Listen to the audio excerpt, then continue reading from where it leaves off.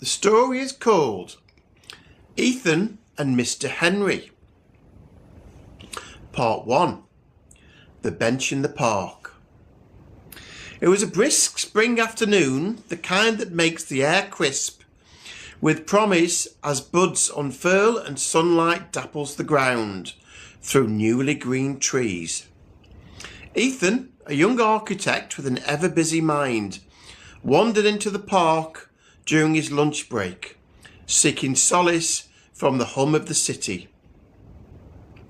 There on a weathered bench sat an old man, his coat frayed and shoes scuffed.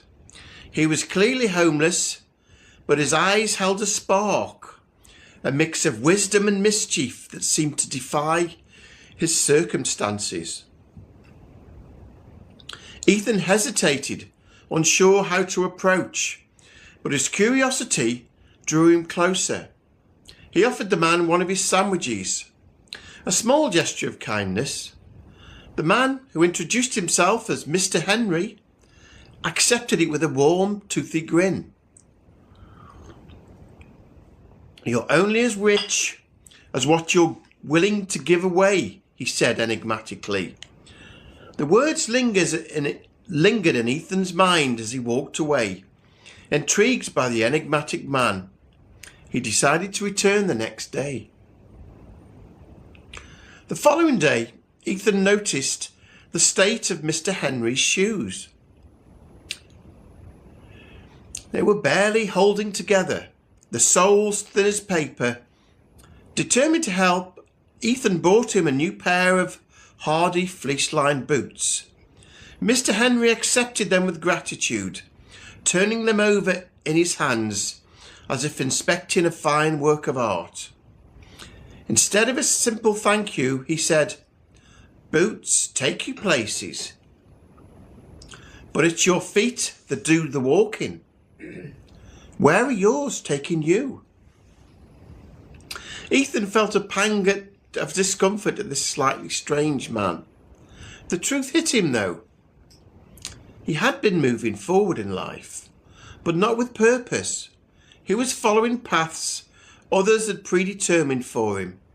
The realization gnawed at him as he walked back to the office, the weight of Mr. Henry's words heavier than the briefcase in his hand. Part 3. The Journal. On their next meeting, Ethan brought a gift he thought would suit Mr. Henry perfectly. A leather-bound journal. "For your thoughts," Ethan said, smiling nervously. Mr. Henry chuckled, running his fingers over the smooth cover. "Writing is a mirror for the soul," he said. "But first, you have to be brave enough to look." He handed the journal back to Ethan. "Start with your own story," he urged that night. That night, Ethan sat by his window, the journal open in his lap. As he began to write, emotions long buried surged to the surface. Tears blurred the ink, but he kept going, feeling a strange sense of release. He felt like his mind was suddenly free of a burden. Thank you, Julie.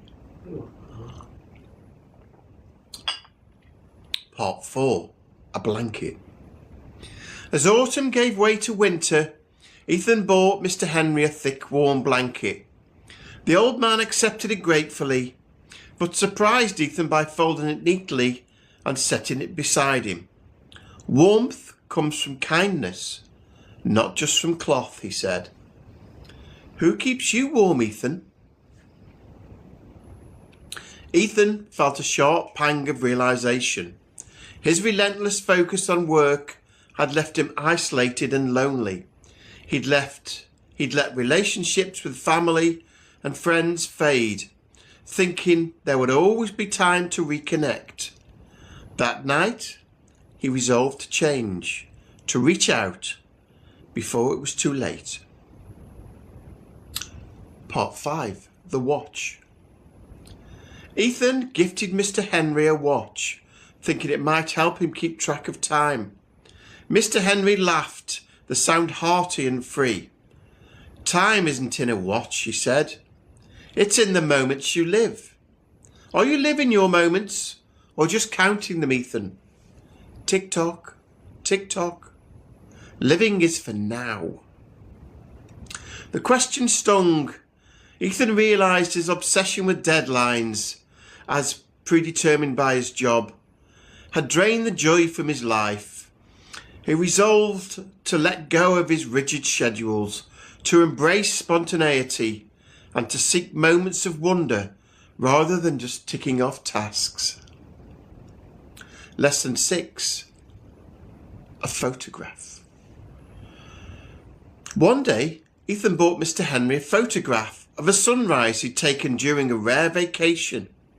The colours, soft pinks and fiery oranges, seemed to radiate warmth even in the chilly air. Mr. Henry studied it for a long moment.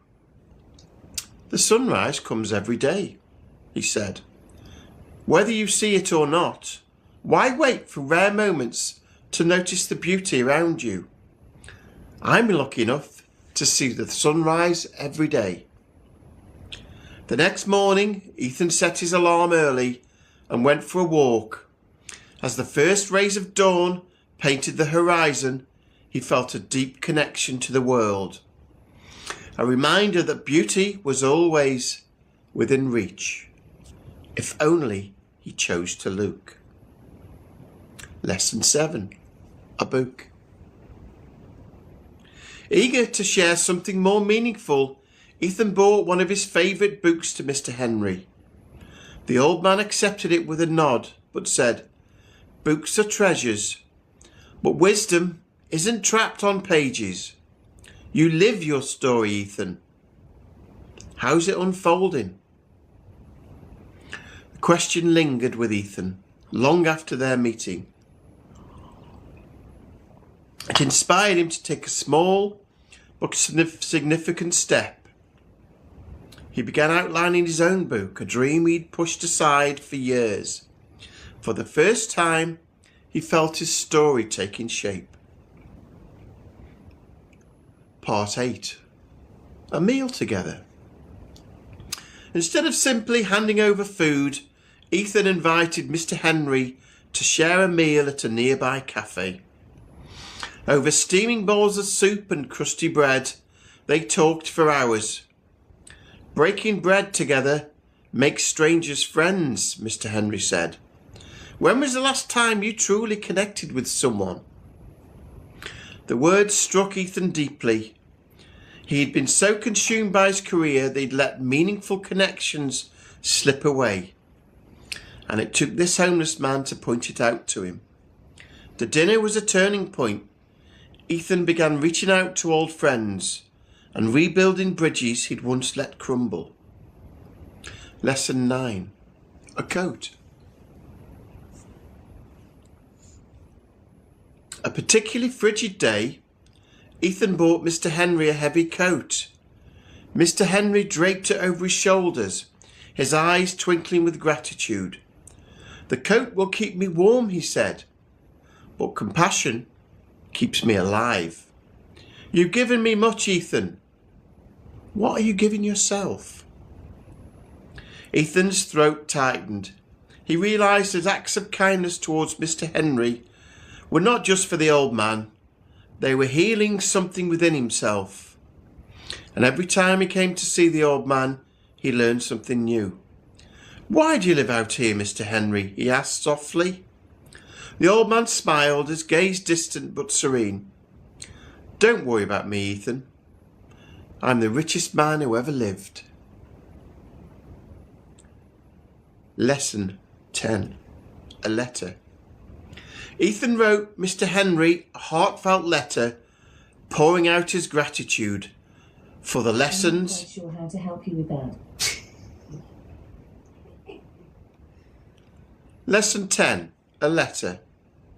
Ethan wrote Mr. Henry a heartfelt letter, pouring out his gratitude for the lessons and friendship that had transformed his life. When he handed it over, Mr. Henry's eyes misted. "You've learned well, my friend," he said. The greatest trade we've made isn't material things for wisdom, it's kindness for connection. That's the richest life. They sat in silence, the bond between them no longer needing words. When Ethan returned the next day, the bench was empty.